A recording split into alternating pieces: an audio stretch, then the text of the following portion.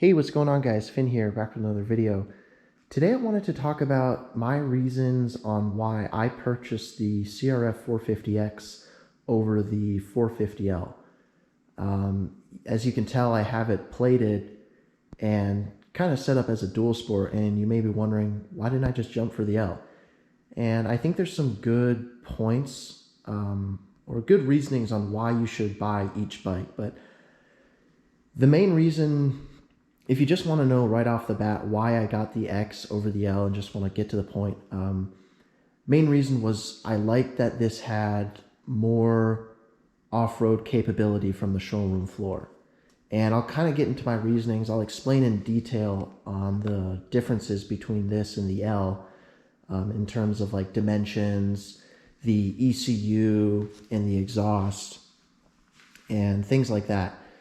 But basically, I like the fact that this bike was more off-road focused from the factory. And I think that if you're looking for a more off-road factory machine, but you still want the capability of going on the road and doing basically everything the L does, I think this is a great option. They share the exact same engine, exact same transmission, and nearly identical frames.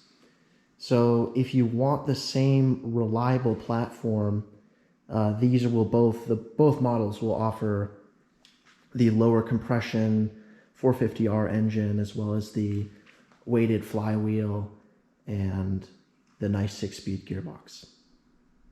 So I'll kind of start with the first few things, and that's talking about the ECU and exhaust between the two bikes.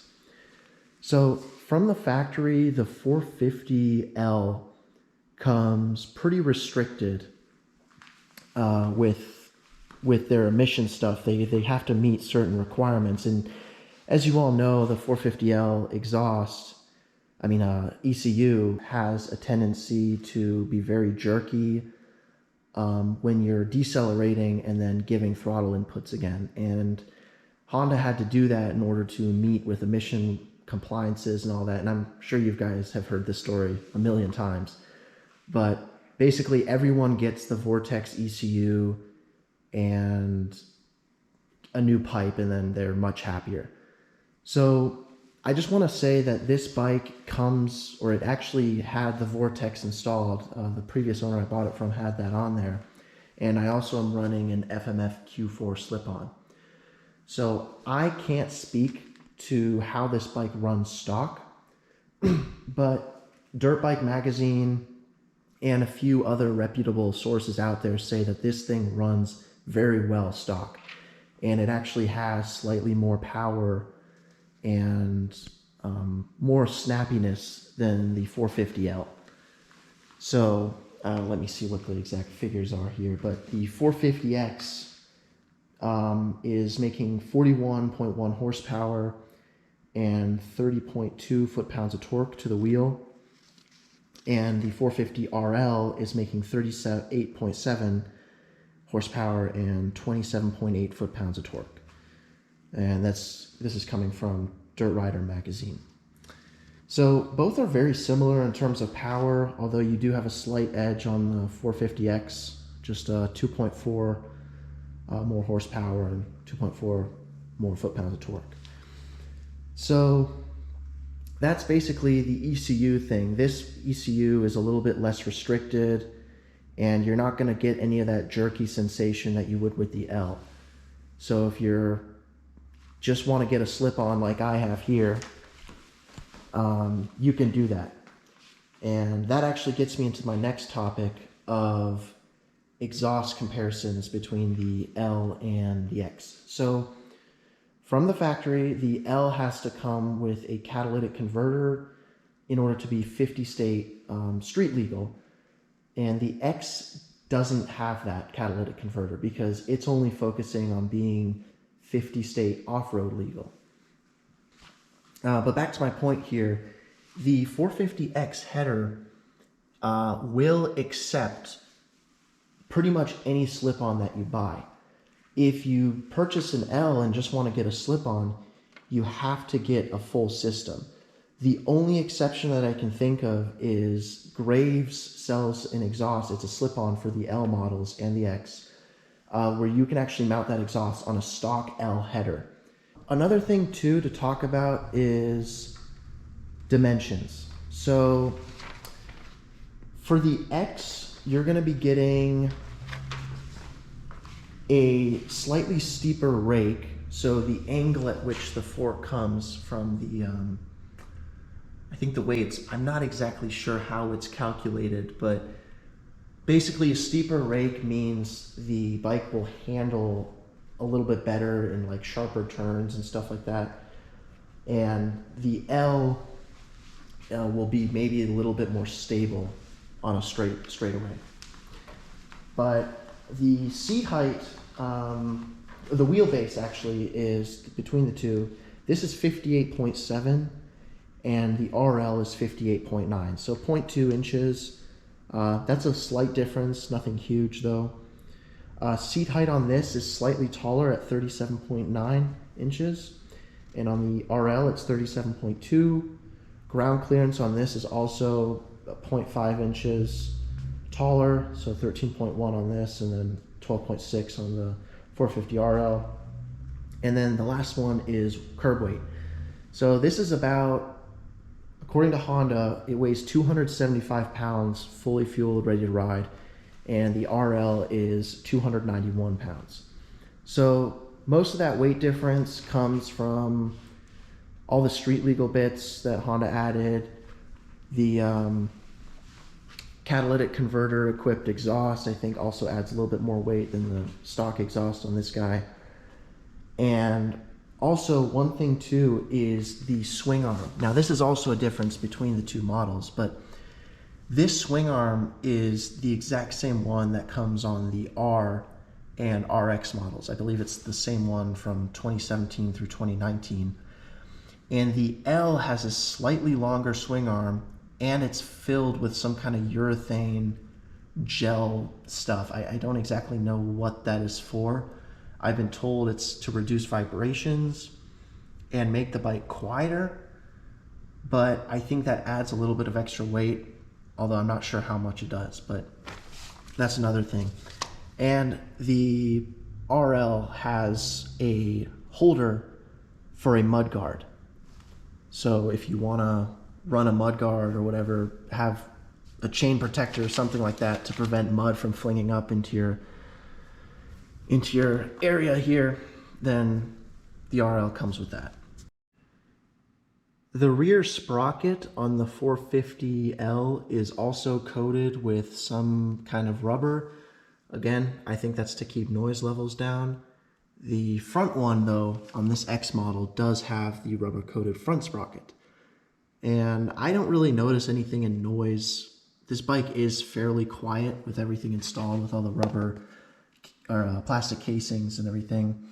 So I don't feel like, I don't know how having this coated in rubber can save that much noise, but maybe it does. Another thing that this bike doesn't have is the extended rear subframe. So this has a similar style to the KTM 500 EXC and XCW, where it just goes to right about here. I'll actually lift this up so you can see. But the 450 RL goes to, I believe, around here. It goes pretty far out. I think it's at least another foot or so of metal coming around here. Now this is great if you want to mount any luggage or have any big racks on the side here. It's gonna give you a lot of strength and support. I wouldn't recommend putting anything too big on here. Tusk sells the nice transverse bags, I think they're called, and they just kind of hang on here on both sides. So those are pretty cool if you just want to carry like a few extra tools with you and you don't want to bring a backpack or something. So this thing comes with a fairly simple dash here. Let me see what it says here. But basically it's the one on the RL is going to have more features. You're going to get a fuel, I think a low fuel light, which this one has, a neutral light, and a fuel injector light, which is this orange one right here. I'll start the bike up real quick. It's that guy right there that was just on for 2 seconds. But yeah, basically the dashes are very similar. The RL has a few more lights on there. I think it has a, what was it? A high and a low beam light, I think oil temperature light, and a turn signal light. So it has three more total. That's pretty cool, I guess, if you want to have that extra features, but they put that on there because it comes with all the street legal bits. This bike doesn't come street legal from the factory, of course, because it's a trail bike. And the other thing too is the 450RL comes fully equipped with LED lights. So we're talking, you know, front, rear, everything comes equipped with LED. For whatever reason, I don't know why Honda put like a cheap headlight on this thing. I guarantee it has to do something with cost, but you know, people are running this bike down in Baja and they want a good light on there. And I don't understand just why Honda couldn't step it up and give the X the LED treatment as well, because funny enough, it has an LED rear light, that just a running light. So yeah, I'm not sure why they didn't do the front, but again, I'm sure it has to do with cost. So that's the light. So with the L, you're getting a better LED treatment, just better lighting overall, getting that full LED treatment. And let's see what else I can see here. The L also comes with a fan. So this one doesn't come with one, and I'm not sure why Honda didn't put one on there. Again, probably cost, but I have never had an overheating issue with this thing, and I've taken it on a pretty steep hill climbs and single track and lower speed situations, and I've never had an issue. So I think Honda did a pretty good job engineering their cooling system. So that's one thing. The other thing too, this is kind of a nifty one. The L has, but the X doesn't, and that is a 12-volt accessory port. So what's cool about that is you can plug in, you know, like a cigarette lighter or something and mount it up to your handlebars and power like your GPS.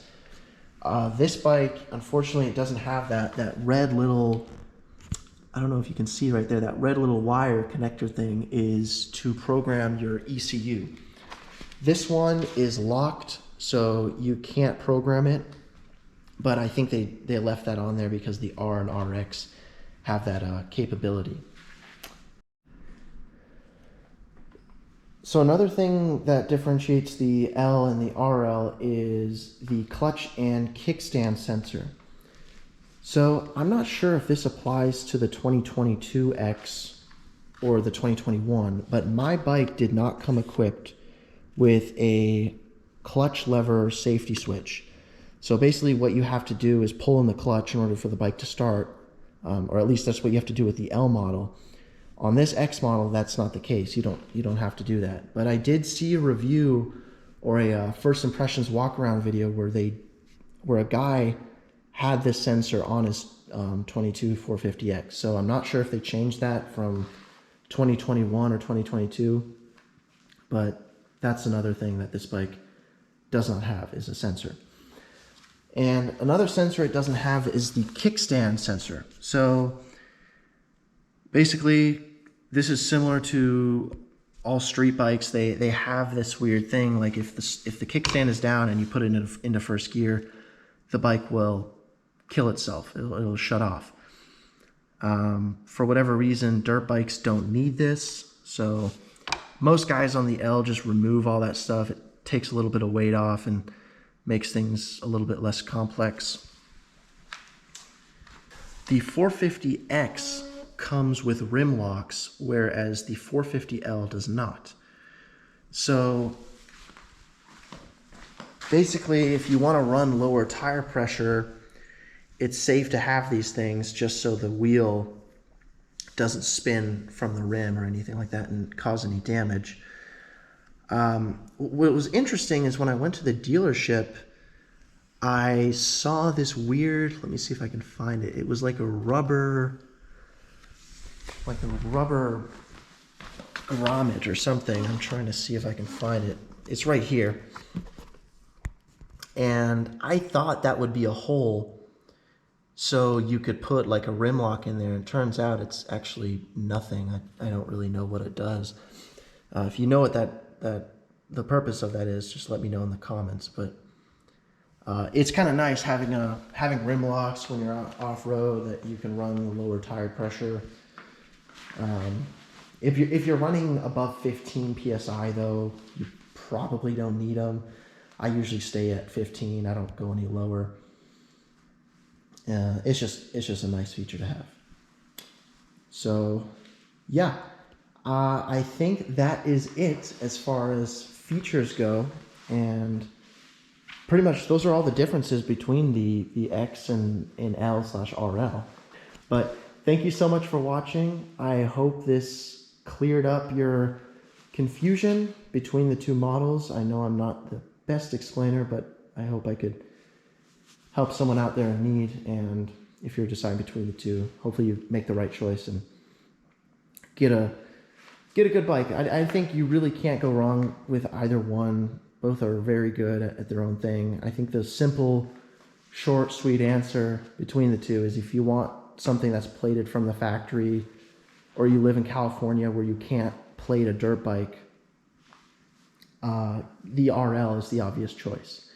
If you live in a state where you can, I think this is something you should consider, because basically you're getting a 450L that weighs less and has a little bit less emission fuss.